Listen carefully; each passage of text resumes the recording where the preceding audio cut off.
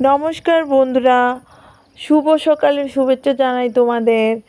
আজকে খুব কাছ থেকে পৃথিবীর একটা সুন্দর দৃশ্য আমি নিজের চোখে অনুভব করেছি।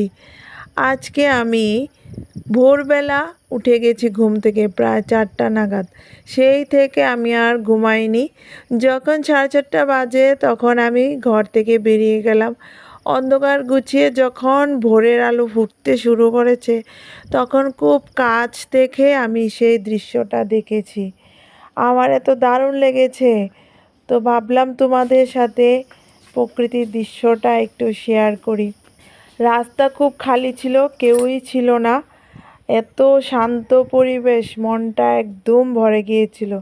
হাঁটতে হাঁটতে রাস্তার মধ্যেই কতগুলি নীলকণ্ঠ ফুল ফুটতে দেখলাম। এত ভালো লেগেছে ফুলগুলি দেখে। সাথে কিছু হলুদ করবী ফুলও দেখলাম। তো ভাবলাম ফুলগুলি একটা একটা করে পেরে নিই। বাড়িতে ঠাকুর আছে, ঠাকুরের চরণে এই ফুলগুলিকে আজকে নিবেদন করব।